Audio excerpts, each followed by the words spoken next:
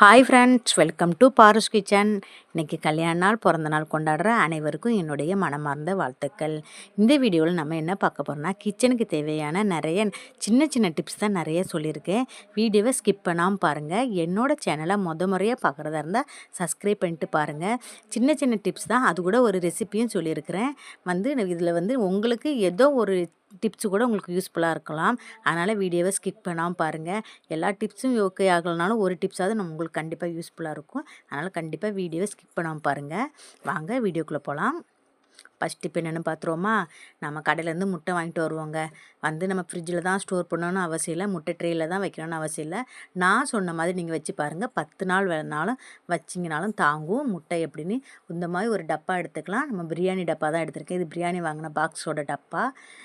இது நம்ம தூக்கி யூஸ் அண்ட் த்ரோ மாதிரி தூர போடுற டப்பா தான், அதை எடுத்திருக்கேன். அதில் ரேசன் அரிசி தாங்க நான் போட்டிருக்கிறேன்.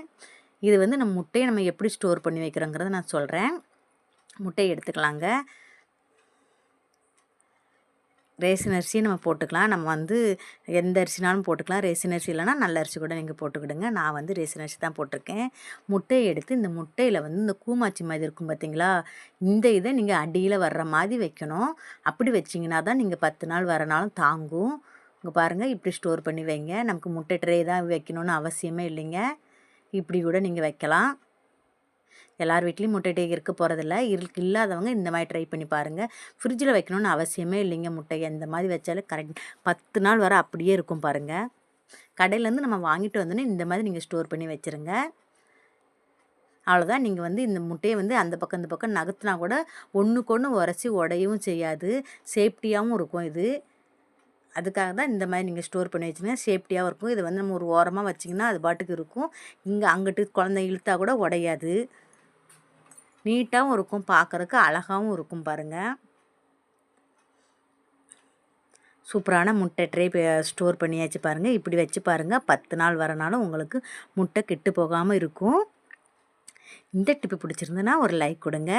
இந்த டிப்பு எப்படி இருக்குன்னு கமெண்டில் சொல்லுங்கள். என்னோடய சேனலை முறையாக பார்க்குறதா இருந்தால் சப்ஸ்கிரைப் பண்ணிவிட்டு பாருங்கள்.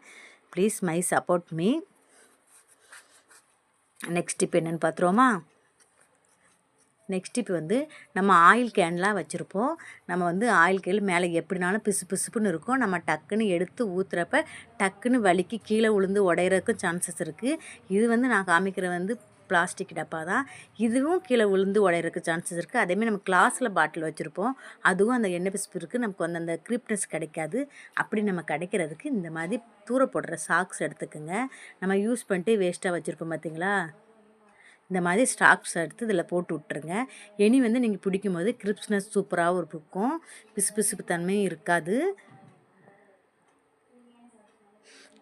கொஞ்சம் பழசாகிடுச்சுன்னா நம்ம ஓரம் கட்டிட்டு வேறு புதுசாக ஒரு சாக்ஸ் கூட நீங்கள் போட்டுக்கலாம். அதனால் இந்த மாதிரி சாக்ஸ் வச்சு நீங்கள் யூஸ் பண்ணி பாருங்கள்.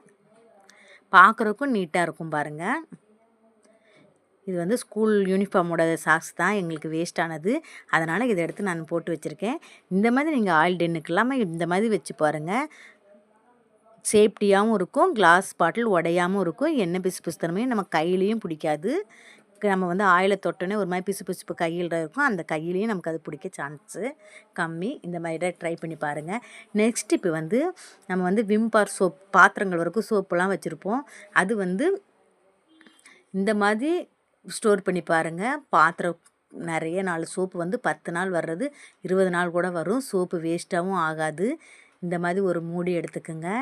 இதுவும் இந்த பிரியாணி டப்பாவுக்கு வர்ற மூடி தாங்க. அதில் நல்லா ஓட்டை போட்டுக்கலாம். கம்பியை சூடு பண்ணி நீங்கள் ஓட்டை போட்டிங்கன்னா சூப்பராக இருக்கும். இந்த மாதிரி நம்ம டப்பாவில் வைக்கிறப்ப சோப்பு ஊறி நமக்கு அதில் ஈரப்பதமாகவே இருந்து சோப்பு நிறைய வேஸ்ட் ஆகிறதுக்கு சான்சஸ் இருக்குது. அதனால் அந்த மாதிரி வைக்காமல் இப்படி நீங்கள் ஒரு திருப்பு ஸ்டோர் பண்ணி பாருங்கள். எப்படி இருக்குதுன்னு கமெண்டில் சொல்லுங்கள். அந்த மாதிரி மூடியை நம்ம ஓட்டை போட்டு எடுத்துக்கலாம். எடுத்தாச்சு பாருங்கள். இதில் வச்சிங்கன்னா இப்படி நீங்கள் ஸ்டோர் பண்ணிங்கன்னா 15 நாள் கண்டிப்பாக வரும். 10 நாள் வர வேண்டிய சோப்பு கண்டிப்பாக கூட 5 நாள் சேர்ந்து வரும். சீக்கிரமாக காஞ்சிரும், சோப்பு ஈரத்தன்மை இருக்காது. அதனால் நமக்கு கூட கொஞ்சம் நாள் கூட ஒரு வாரம் சேர்த்து வர்ற மாதிரி இருக்கும் சோப்பு. இப்போ 10 நாள் வர வேண்டியது கூட 5 நாள் கண்டிப்பாக வரும். இந்த மாதிரி வச்சு நீங்கள் ட்ரை பண்ணிவிட்டு எப்படி இருந்துன்னு எனக்கு கமெண்டில் சொல்லுங்கள். இந்த டிப்பு பிடிச்சிருந்துன்னா ஒரு லைக் கொடுங்க.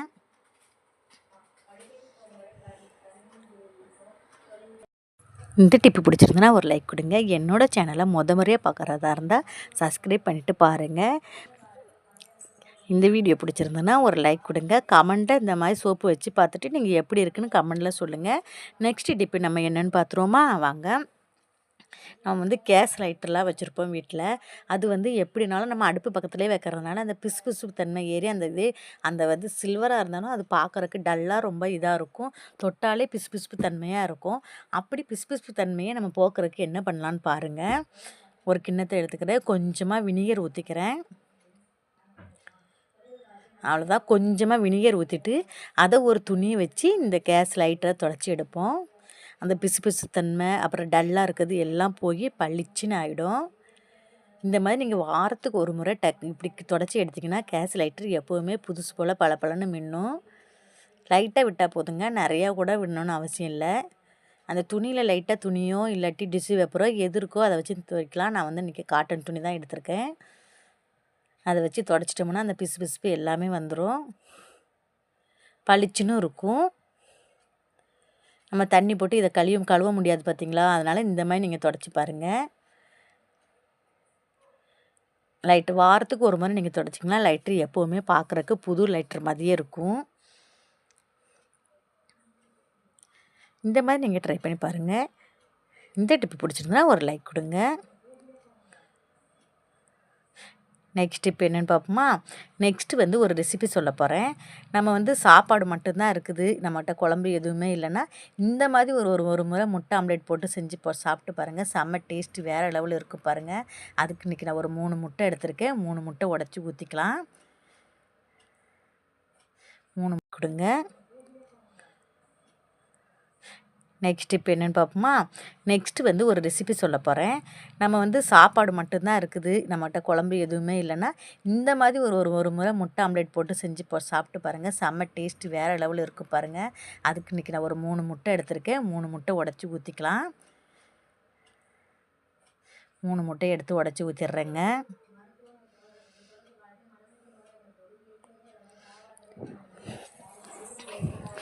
மூணு முட்டையை உடச்சி ஊற்றியாச்சு. அதில் கொஞ்சமாக கருவேப்பிலை மல்லி போட்டுக்கலாம்.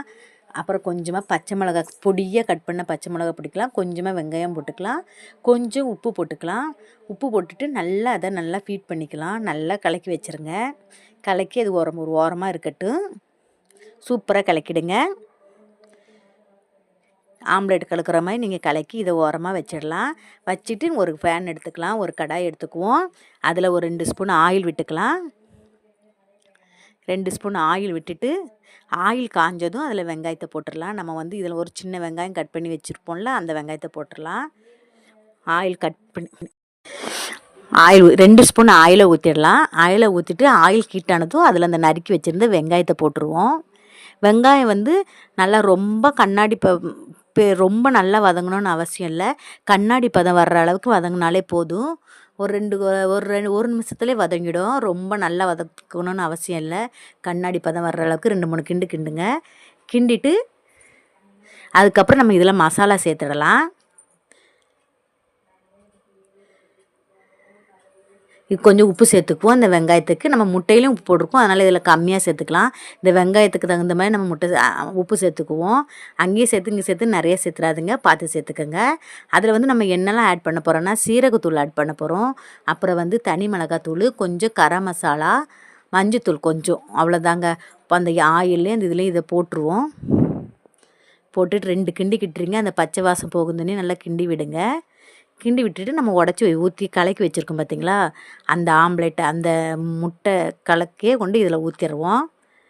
நல்லா ஃபீட் பண்ணி வச்சுருக்க முட்டையை ஊற்றிடலாம். அவ்வளோதாங்க. இது வெந்தால் திருப்பி போட்டால் முடிஞ்சு போச்சு. முட்டை கார ஆம்லேட்டு செம்ம டேஸ்ட்டாக இருக்கும். குழம்பு எதுவுமே தேவைப்படாதுங்க. வெறும் சுடு சாதத்தில் வச்சு சாப்பிட்டிங்கன்னா சூப்பராக இருக்கும். அது இல்லாட்டி நம்ம வெறும் சாம்பாரோ இல்லாட்டி ரசமோ வச்சு சாப்பிட்டிங்கன்னா இன்னும் செம்ம டேஸ்ட்டு வேறு லெவலில் இருக்கும். பசங்களுக்கு ஒரே மாதிரி ஆம்லேட் செஞ்சு கொடுக்குறதுக்கு இந்த மாதிரி ஒரு திருப்பி செஞ்சு கொடுத்து பாருங்கள். சூப்பராக விரும்பி சாப்பிடுவாங்க. அவ்வளோதாங்க, ரெடி ஆகிடுச்சு ஆம்லேட்டு. கார ஆம்லேட்டு பார்க்குறே எப்படி கலர்ஃபுல்லாக இருக்குது பாருங்கள்.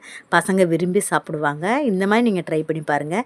இந்த ரெசிபி நீங்கள் ட்ரை பண்ணிவிட்டு எப்படி இருந்துன்னு கமெண்டில் சொல்லுங்கள். உண்மையிலே நான் இன்றைக்கி தாங்க ட்ரை பண்ணேன். செம்ம டேஸ்ட்டாக இருந்தது. அவ்வளோ காரம்லாம் தெரியல, நல்லா இருந்துச்சு காரசாரமாக. நான் இன்றைக்கி ரசம் வச்சுருந்தேன், ரசத்துக்கு சூப்பராக அருமையாக இருந்ததுங்க. இதை ட்ரை பண்ணி பாருங்கள். நெக்ஸ்ட் டிப் பார்த்துருமா, பருப்பு வந்து நம்ம வேக வைக்கும்போது கொஞ்சமாக வெந்தயம் சேர்த்து வேக வைங்க. அப்படி நீங்கள் வேக வச்சிங்கன்னா சாம்பார் வந்து நல்லா கெட்டியாகவும் இருக்கும், ரொம்ப நேரத்துக்கு சாம்பார் வந்து கெட்டு போகாமல் இருக்கும், நம்ம சூடு பண்ணலனா கூட கெட்டு போகாமல் இருக்கும். அதனால் இதை நீங்கள் ட்ரை பண்ணி பாருங்கள். கொஞ்சமாக ரொம்ப சேர்த்துறாதீங்க, ஒரு அரை ஸ்பூன் வெந்தயம் சேர்த்தாலே போதும். அதுக்கப்புறம் நம்ம என்ன பருப்புக்கு என்னென்ன போடுவோமோ அதேமாதிரி நார்மலாக நீங்கள் போட்டு வேக வச்சு எடுங்க, சூப்பராக இருக்கும். நெக்ஸ்ட்டு வந்து நம்ம வந்து முடிக்கு வந்து நல்லா ஷைனிங் ஆகிறதுக்கு ஒரு டிப்ஸ் சொல்கிறேன். நம்ம வடித்த கஞ்சி தாங்க இதுக்கு எடுத்துருக்கிறேன். நம்ம கஞ்சி வடிச்சிட்டு இப்படி எடுத்தோம்னா கொஞ்ச நேரம் கழித்து பார்த்தினாலே இப்படி கெட்டி ஆகிடும். அதில் ஒரு எடுத்துக்குவோம். நம்ம முடி எவ்வளோ இருக்குதோ அதுக்கு தகுந்த மாதிரி எடுத்துக்கலாம். எனக்கு இவ்வளோ போதும்னு எடுத்துருக்கிறேன். ஆனால் சோறு மட்டும் நம்ம உப்பு போடாமல் வடிச்சிக்கோங்க. இது வடித்த கஞ்சி தாங்க, உப்பு போடாமல் நீங்கள் வடித்து எடுங்க, அப்போ தான் நல்லது. இதில் வந்து ஒரு காப்பி பொடி தாங்க சேர்க்க போகிறேன். 2 ரூபா சன்ரைஸ் தான் எடுத்துருக்கிறேன். 2 ரூபா சன்ரைஸ் சேர்த்தாலே போதும் இந்த நான் எடுத்துருக்க கஞ்சி தண்ணிக்கு. அவ்வளோதான், இதை கொட்டிடலாம். இதை கொட்டி நல்லா மிக்ஸ் பண்ணிடலாம்.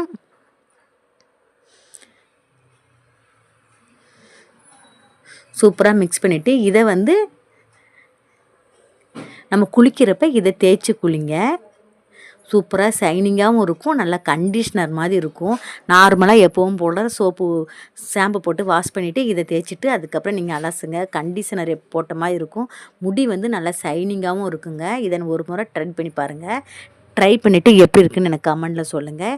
இந்த டிப்பு பிடிச்சிருந்துன்னா ஒரு லைக் கொடுங்க. நல்லா ஃபீட் பண்ணிக்கோங்க.